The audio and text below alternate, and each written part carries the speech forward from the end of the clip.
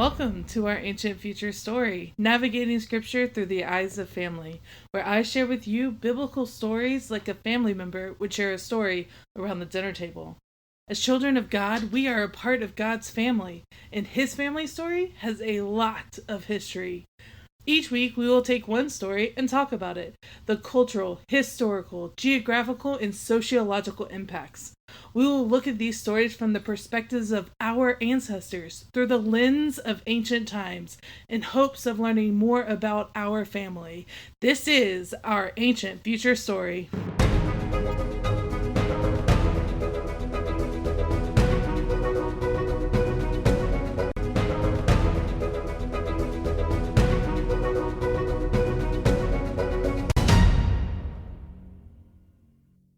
Welcome back to our Ancient Future story. I'm Vic, and I am so excited to share with you another story today. I know it has been a long time since we have stepped into the pages of history together, but I am so excited to be back and share with you this new story. Next few weeks, we will be walking through the life and book of Ruth. Ruth is a fairly well-known character. She is known for being the Moabite woman who became the daughter-in-law of Naomi. She is often quoted, "Where you go, I will go. And where you stay, I will stay." And she has this wild love story that ends with her becoming the great-great-grandmother of King David, in the direct family line of Jesus. Today we're going to just begin her story, and then over the next few weeks we will dive into the rest. I hope you're ready. I am excited to share her inspiring life. My hope as we dig into her story is that we will see more than ever before. So sit back, grab a cup of coffee or something to drink, and get ready to hear the story of Ruth.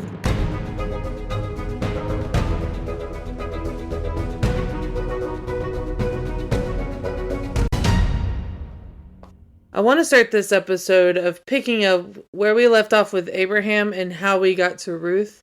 We will go back to Abraham and finish off his story and his family with the children of God. But I want to go through the genealogy of how exactly we get from Abraham to Naomi's husband Elimelech and how Ruth comes into the family. So first we have Abraham and Sarah. They were married and they had a son named Isaac.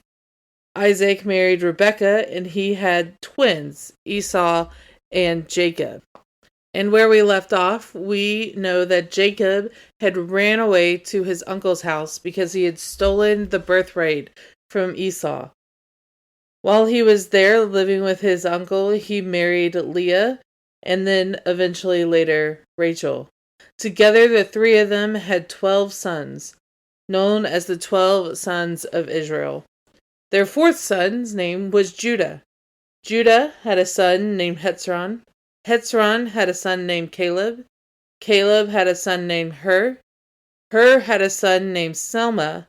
And Selma's son's name was Bethlehem. And from this line, Elimelech was born.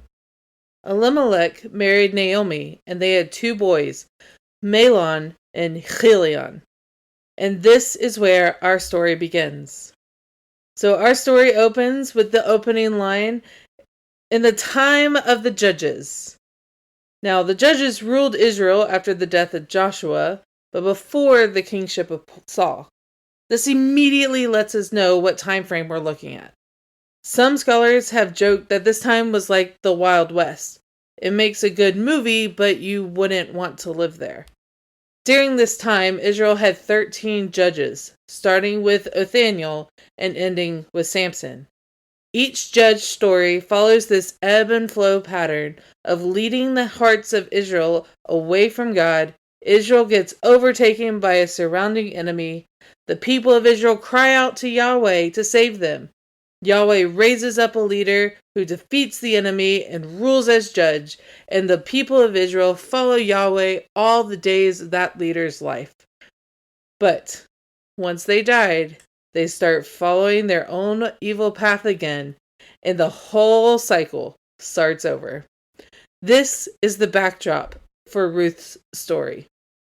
Judge Ehud was ruling and not following the Lord. There was a famine in the land, so Elimelech took his family to Moab. But while they were living there, Elimelech dies. Mahlon and Chilion both take wives from the people of Moab. Chilion marries Orpah, and Mahlon marries Ruth. And together they live in Moab for 10 years. But then tragedy strikes again, and both Mahlon and Chilion die, leaving Naomi, Ruth, and Orpah widowed and without hope. Naomi gets up to head back to Bethlehem because she had heard from the fields of Moab that Yahweh had given food to his people. Her daughter-in-laws got up to follow her, but she stops them, prepared for a quick goodbye. She thanks them for their kindness they have shown her, especially in her grief. But then she kissed them, and they wept together. Naomi then begs them to return to their mother's house so that they can be taken care of. She asks them, "Would you wait around for another child of mine? Even if I were to be pregnant today, would you wait until they are grown? No, don't follow me. Go home to your house."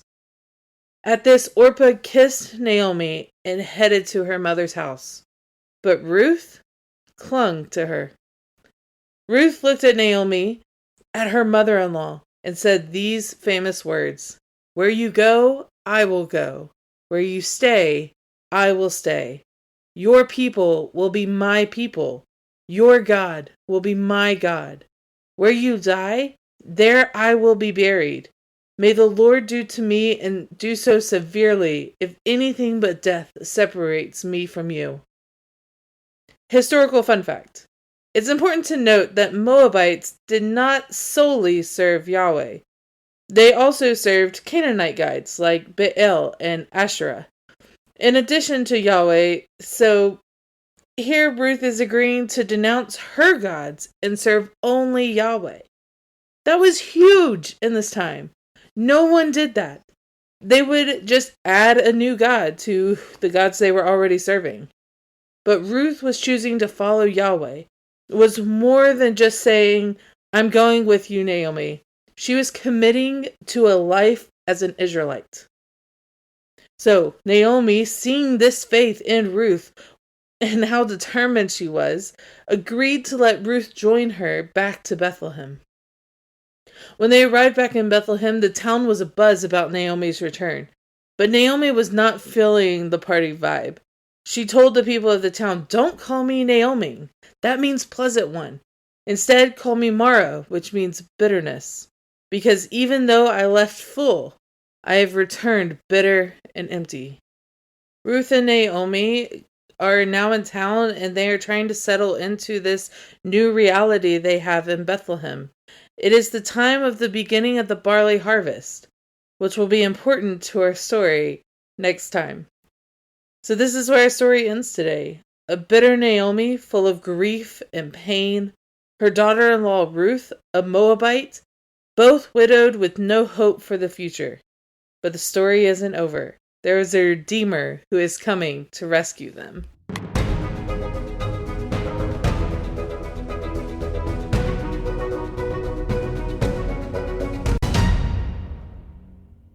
Our story takes place in a couple different locations. First, in the land of Moab, which sits on the other side of the Jordan River. To understand where Moab came from, we have to turn all the way back to Genesis 19, to the story of Lot, Abraham's nephew, and his 2 daughters. Definitely go read it because it is an interesting story. But for now I will say Lot fathered Moab, and who became the namesake for the land of Moab across from the Jordan River. The other location is Bethlehem, or Bethlehem, means house of bread. This town was known for the barley harvest, and the bread they made every year. This is the same town that Joseph, the earthly father of Jesus, was from, and the same place that Jesus, in just about 1,000 years from this moment, will be born. I always love the fact that Jesus, who calls himself the bread of life, was born into a family line known for making bread, in a town called the House of Bread. But we will talk more about Bethlehem and the significance of the barley harvest in a few minutes. If you grew up in church, you have probably heard the story of Ruth and Naomi a few times, or at least parts of the story a few times. But there are four main things I think are interesting and that help shape the context of this story. Number one, why Moab? You may be asking yourself, why did Elimelech go to Moab? Wasn't Egypt the breadwinner at this time? Great question, and I had the same one. The chronology of Jewish history places Ruth's story between Judges 3 and Judges 4, during the reign of Judge Ehud. A quick refresher in case you don't remember Judge Ehud, he was the second judge of Israel after Joshua passed away. At this time, Israel did not serve Yahweh. They served Baal and Asherah. Because of this, Yahweh gave them over to the Moabite king, who ruled over Israel for 18 years.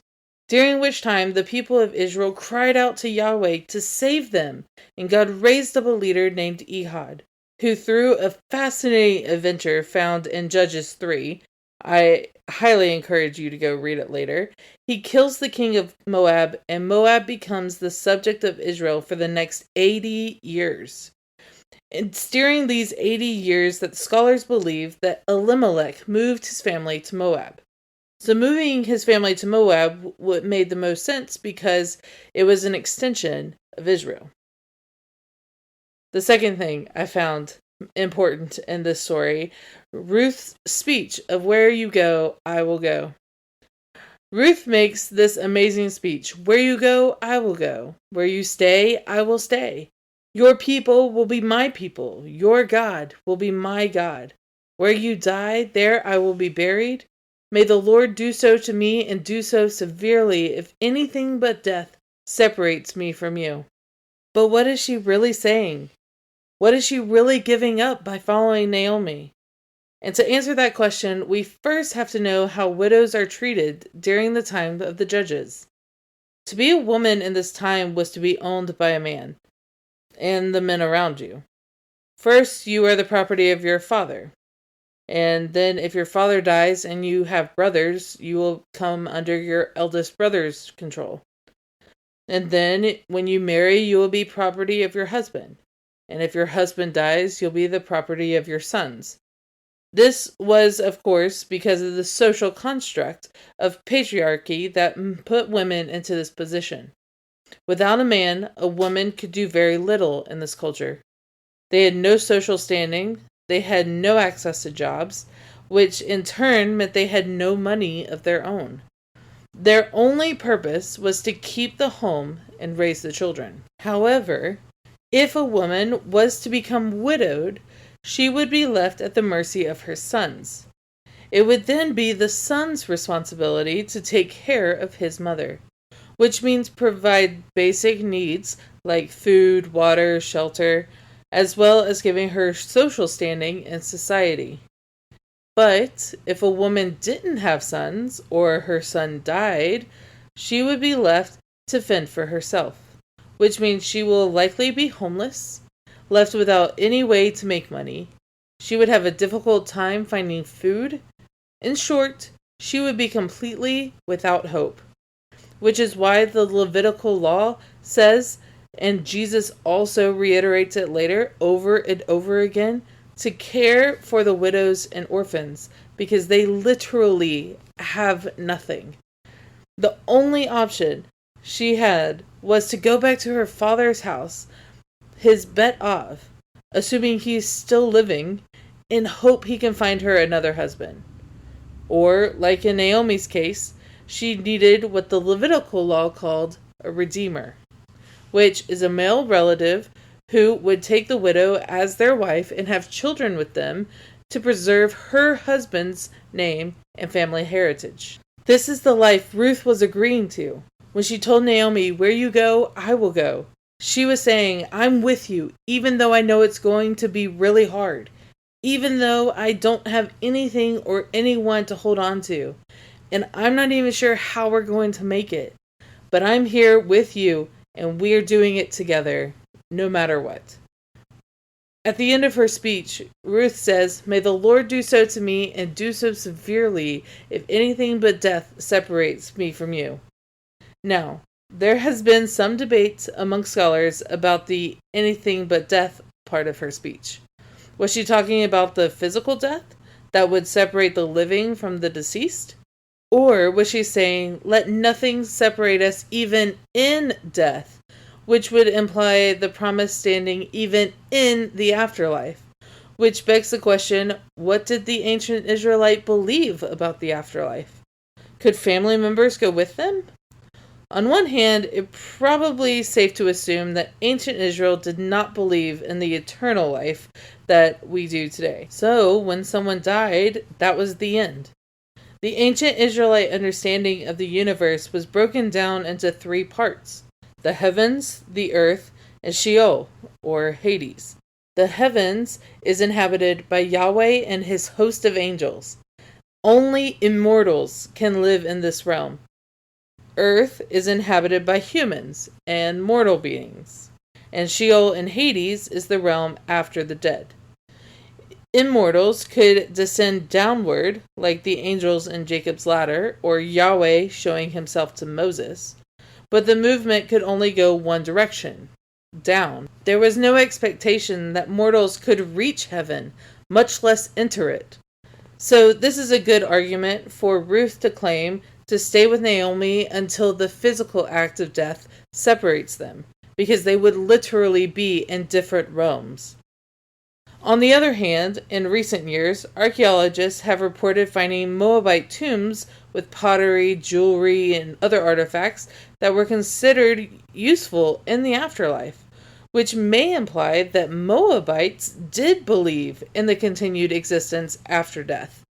So it's a good argument for Ruth, who was a Moabite, to claim to go with Naomi even into the afterlife. And this reinforces how serious Ruth was about staying with Naomi. Because in order to go with someone to the afterlife, one would have been buried alive, much like they did in ancient Egypt.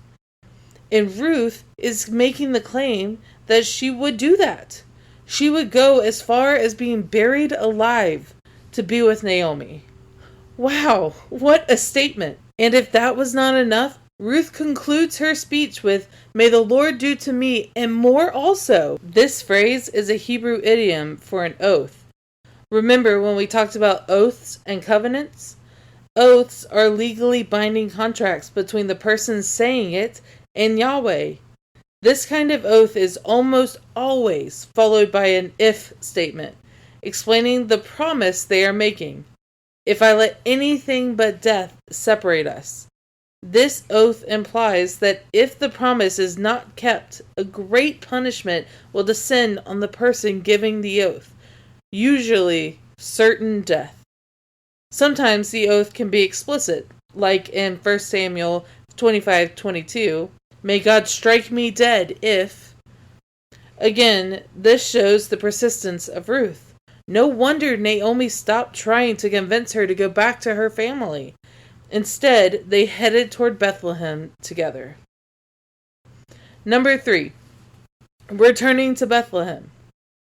We are not told Naomi's family line, but we know that after her husband and son died, she and Ruth headed back to Bethlehem, where Elimelech was from.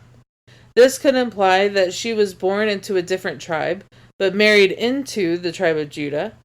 She had to go back to Bethlehem because it was the hometown of Elimelech. His land needed to be redeemed by his family redeemer, according to the Levitical law. We will talk more about family redeemer in the coming episodes, but for now I will say that Naomi returned to Bethlehem to have her husband Elimelech's line redeemed. And lastly, number 4, beginning of the barley harvest. The beginning of the barley harvest would start the Jewish month Nisan, late March or early April on our calendars. The harvest would coincide with Passover. I find it fitting that Boaz would redeem Ruth and Naomi around the time of Passover, where they would remember Yahweh redeeming his people. The barley harvest is very important in Bethlehem, because as I mentioned earlier, Bethlehem, or Bethlehem, literally means house of bread. Barley was considered the food for the poor. because it was cheaper than wheat and easier to plant, since barley was not affected by the harsh heat and didn't require soil to be tilled. It could be planted almost anywhere, which, after seeing Boaz's fields, this makes so much more sense, because Boaz's fields is on the side of a mountain full of rocks. So the idea that barley can be planted anywhere makes sense as to why Boaz chose to plant barley. So we see barley spread out around Bethlehem, a lot around Bethlehem. Once mature, the barley would be cut down, bundled together to dry, and then sent to the threshing floor to be grounded and prepared to be baked into little cakes. And this is what the lower class would typically eat. So now that we've seen the important points in this story, I want to take a minute and talk about how this story, this chapter of Ruth, points to Jesus. This is a story of Jesus's 20 times great-grandmother that takes place in a town of his birth. But this is also a story of redemption. We will see it more in the coming weeks as we dive into the role of the family redeemer. But for now, I will say that Jesus is the ultimate redeemer. He is the one who rescues us and welcomes us into his family. So before we go, I want to close our time together by reading the scripture from which our story comes today, in Ruth chapter 1. I hope that you will listen to this chapter being read and that you will embrace all that we have learned and that this passage will be illuminated for you. Let's read. In the days when the judges ruled, there was a famine in the land, and a man of Bethlehem in Judah went to sojourn in the country of Moab. He and his wife and his 2 sons. The name of the man was Elimelech, and the name of his wife Naomi. And the names of his 2 sons were Mahlon and Chilion. They were Ephrathites, from the Bethlehem in Judah. They went to the country of Moab and remained there. But Elimelech, the husband of Naomi, died, and she was left with her 2 sons. These took Moabite wives, their name of the one Orpah and the other Ruth. They lived there about 10 years. Both Mahlon and Chilion died, so the woman was left without her 2 sons and her husband. Then she arose with her daughters-in-law to return from the country of Moab, for she had heard in the fields of Moab that the Lord had visited his people and given them. So she set out from the place where she was with her 2 daughters-in-law, and they went on the way to return to the land of Judah. But Naomi said to her daughters-in-law, "Go, each of you, return to your mother's house. May the Lord deal kindly with you, as you have dealt with the dead and with me. The Lord grant you that you may find rest, each of you in the house of your husband." Then she kissed them, and they lifted up their voices and wept. And they said to her, "No, we will return with you to your people." But Naomi said, "Turn back, my daughters. Why will you go with me? Have I yet sons in my womb that may become your husbands? Turn back, my daughters, go your way, for I am too old to have a husband. If I should say I have hope, even if I should have a husband this night, and should bear sons, would you therefore wait till they are of age? Would you therefore refrain from marrying? No, my daughters, for it is exceedingly bitter for me, for your sake, that the hand of the Lord has gone out against me." Then they lifted up their voices and wept again. And Orpah kissed her mother-in-law, but Ruth clung to her. And she said, "See, your daughter-in-law has gone back to her people and to her gods. Return after your sister-in-law." But Ruth said, "Do not urge me to leave you or return from following you. For where you go, I will go. Where you lodge, I will lodge. Your people shall be my people, and your God, my God. Where you die, I will die, and there I will be buried. May the Lord do so to me, and more also, if anything but death separates me from you." And when Naomi saw that she was determined to go with her, she said no more. So the two of them went on until they came to Bethlehem. And when they came to Bethlehem, the whole town was stirred because of them. And the woman said, "Is this Naomi?" She said to them, "Do not call me Naomi. Call me Mara, for the Almighty has dealt very bitterly with me. I went away full, and the Lord has brought me back empty. Why call me Naomi, when the Lord has tested against me, and the Almighty has brought bitterness upon me?" So Naomi returned, and Ruth the Moabite, her daughter-in-law, with her, who returned from the country of Moab. And they came to Bethlehem at the beginning of the barley harvest.